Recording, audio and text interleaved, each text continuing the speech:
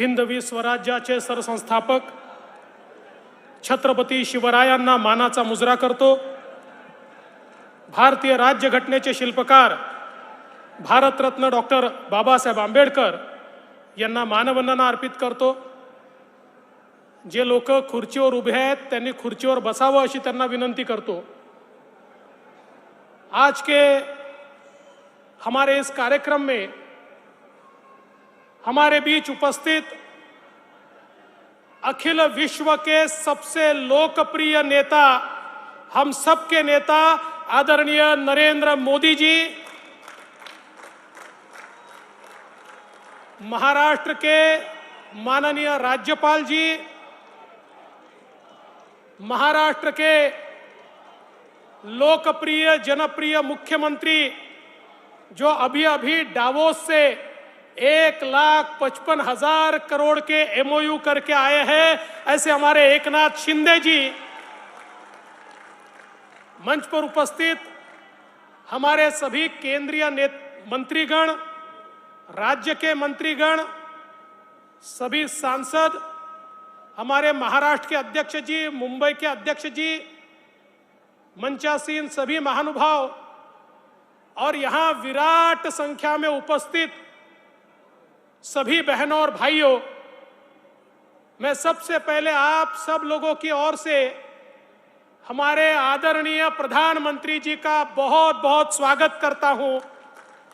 महाराष्ट्र आणि मुंबईच्या वतीनं आदरणीय मोदीजींचं या ठिकाणी मी स्वागत करतो। प्रधानमंत्री जी, आप तो हर जगह लोकप्रिय है, लेकिन मैं दावे के साथ कहता हूं कि लोकप्रियता की कोई कंपटीशन होगी तो आपकी लोकप्रियता में नंबर 1 पर मुंबई होगा, ये मैं आपको दावे के साथ कहता हूं। इतना प्रेम मुंबईकरों का आपके ऊपर है। और मुझे याद है 2019 में आपने यहां से ही कहा था कि 5 साल की डबल इंजन सरकार ने महाराष्ट्र को बदला है और फिर एक बार डबल इंजन की सरकार लाई है। आपके शब्द पर विश्वास रख के महाराष्ट्र की जनता ने डबल इंजन की सरकार लाई, लेकिन कुछ लोगों ने बेईमानी की, इसलिए 2.5 साल जनता के मन की सरकार नहीं बन पाई। लेकिन बाला साहब ठाकरे जी के सच्चे अनुयायी एकनाथ शिंदे जी ने हिम्मत की और आपके आशीर्वाद से फिर एक बार महाराष्ट्र में महाराष्ट्र के जन जन के मन मन की सरकार यहां पर तैयार हुई और फिर एक बार महाराष्ट्र विकास की दृष्टि से जोरों से भागने लगा। आज कई कार्यक्रमों का उद्घाटन, भूमि पूजन हम करने वाले हैं, लेकिन इसमें सबसे महत्वपूर्ण अगर कोई चीज होगी तो प्रधानमंत्री स्वनिधि का कार्यक्रम। राजनीति कैसी होती है? कोविड के समय प्रधानमंत्री जी ने रेहड़ी पटरी वाले, फुटपाथ दुकानदार, हाथ ठेले वाले, पान ठेले वाले, सभी का विचार करके उनके लिए स्वनिधि की रचना की।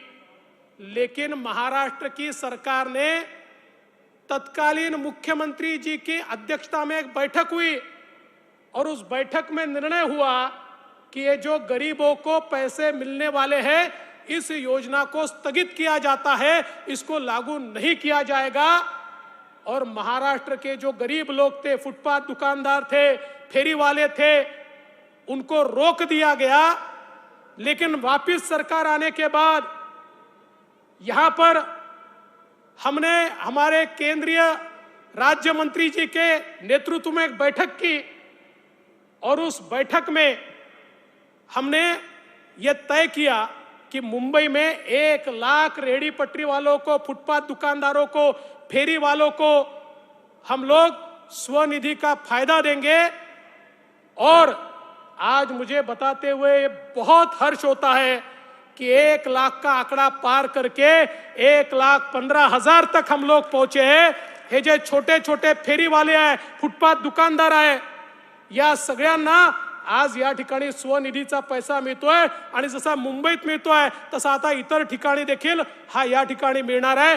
आज माननीय पंतप्रधानांच्या हस्ते हे काम आपण करतोय। मुझे इस बात की बहुत खुशी है प्रधानमंत्री जी, शायद आप अकेले ऐसे प्रधानमंत्री होंगे कि जिन्होंने जिन जिन योजनाओं का भूमि पूजन किया उन योजनाओं के उद्घाटन को भी आप ही उपस्थित है।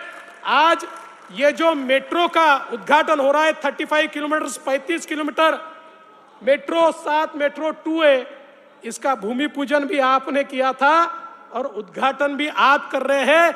ये नया कल्चर इस भारत में और महाराष्ट्र में आपके कारण आया है। मैं इसलिए आपका आभार व्यक्त करता हूं। सबसे महत्व की बात, आज मुंबई करता एसटीपी, मुंबई सारखं इतकं महत्वाचं शहर, या शहरामध्ये रोज हजारो नाही करोडो लिटर पाणी ट्रीट न करता, कुठली प्रक्रिया न करता आम्ही समुद्रात सोडत होतो। हा समुद्राचा वास, समुद्राची घाण ही त्याच्यामुळे होती। 20-20, 25-25 वर्ष मुंबई महानगरपालिकेवर ज्यांनी राज्य केलं त्यांनी केवळ डिपॉझिट, फिक्स डिपॉझिट केले, स्वतःची घरं भरली, पण मुंबईकरांना त्या ठिकाणी शुद्ध पाणी देण्याचा कधी प्रयत्न केला नाही। पण या ठिकाणी मी ज्यावेळेस मुख्यमंत्री होतो त्यावेळेस महानगरपालिकेला सांगितलं हे पाणी असं सोडता येणार नाही, तुम्हाला एसटीपी तयार करावे लागतील।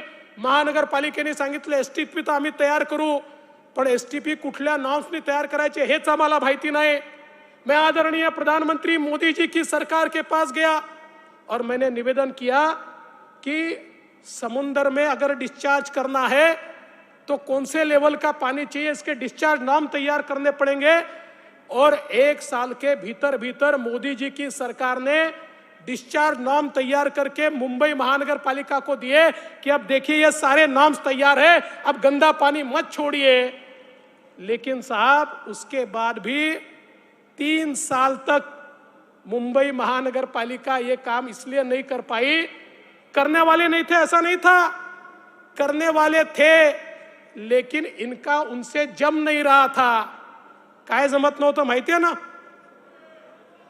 हाँ वो जम नहीं रहा था और इसलिए हिस्सेदारी नहीं मिली, इसलिए उसको नहीं किया गया। लेकिन हमारी सरकार आने के बाद हमारे शिंदे जी के नेतृत्व में हमने उसको गति दी और गति के साथ उसको पूरा करने का काम अभी हो रहा है।